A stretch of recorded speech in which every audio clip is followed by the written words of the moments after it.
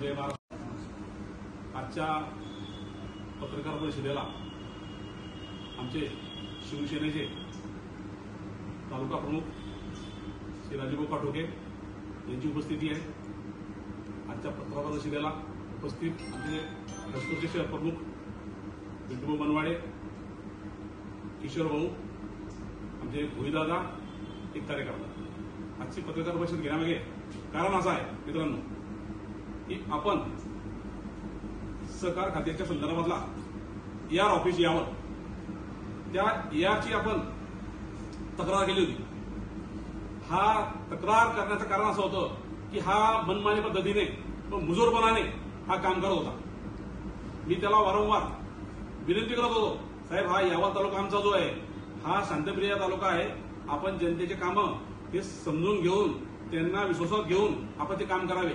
पण त्या मुजोर अधिकाऱ्याने कुठल्याही प्रकारच्या आम्ही केलेल्या सूचनाचं पालन केलं नाही. आम्ही निवेदन दिलं त्यांना की साहेब हे कामं करा. लोकांचे ठेवीचे पैसे अडकलेले आहेत.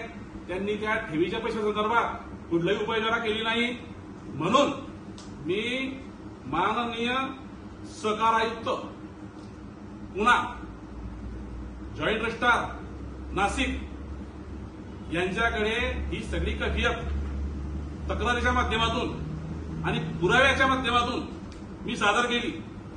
त्यांना सांगण्यात आलं की श्रीची गायगावाड आहे यावलला ER म्हणून आपण जी नेमणूक केलेली आहे त्यांच्याकडे प्रभारी चार्ज होता यावलचा. त्यांच्याकडे मूळ चार्ज त्यांचा हा चोपडा होता.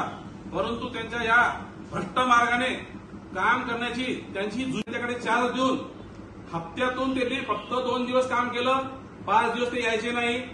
वेळेवरती सुनावण्या ठेवायच्या, सुनावणीला सुद्धा ते उपस्थित राहायचे नाही. त्यामुळे मी कमिशनर साहेबांकडे, जॉईंट रजिस्ट्रार साहेबांकडे, DDR साहेबांकडे आणि जिल्ह्याचे जिल्हाधिकारी ज्यांच्याकडे पुराव्यानशी मी तक्रार केली. त्या तक्रारीच्या अनुषंगाने त्यांनी अवघ्या 1.5 महिन्याच्या आत त्यांची सलोख चौकशी करून माझ्या तक्रारी अर्जाच्या पुराव्यानिशी दिलेल्या अर्जावरती त्यांनी सलोख चौकशी करून त्याची दिनांक 7/11/2024 रोजी त्यांची इथून तात्काळ बदली करण्यात आली.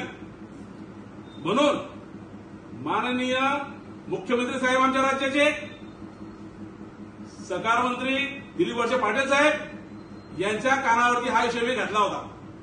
मुख्यमंत्र्यांकडे जी तक्रार केली होती, मुख्यमंत्री साहेब दौऱ्यावरती आले होते. मुक्ताईनगरच्या आमचे मुक्ताईनगरचे आमदार आहे चंद्रकांत भाऊ पाटील यांच्या प्रचारार्थ ते प्रचार करायला आले होते. आम्ही सर्व कार्यकर्त्यांनी यावल तालुक्यातील आमचे राजूभाऊ काटोके तालुका प्रमुख, आमचे पिंटू मनवाडे आहे, आमचे भोईदादा आहे, किशोरदादा आहे, आम्ही मुख्यमंत्री साहेबांची विमानतळावरती 1 मिनिटाची धावती वेळ घेतली आणि त्यांच्या कानावरती हा विषय टाकला की हा आमचा यावलचा ER हा फारच बांधलेला आहे साहेब, याची तात्काळ तुम्ही जी बदली करा.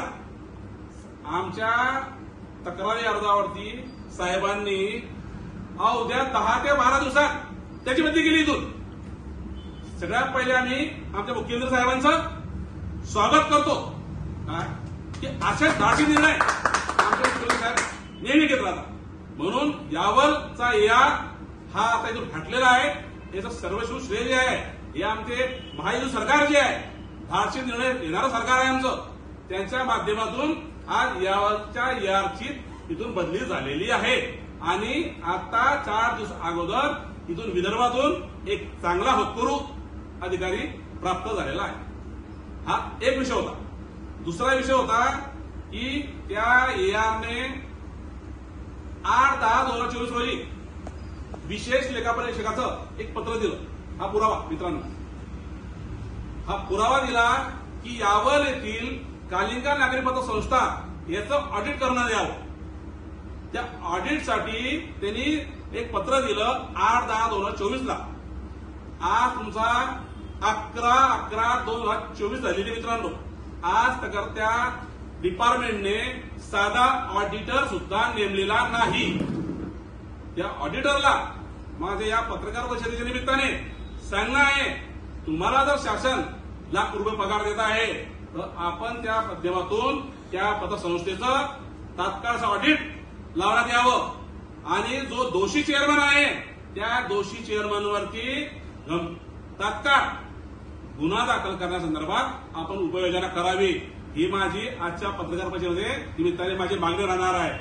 दुसरं पत्र त्यांनी मला दिलं, विशेष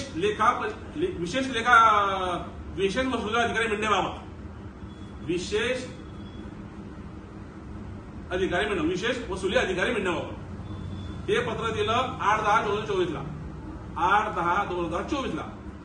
मित्रांनो, हे जे डिपार्टमेंट आहे विशेष वसुली अधिकारी, हे पत्र दिलं. हे पत्र देऊन झालेले आहे 2 महिने.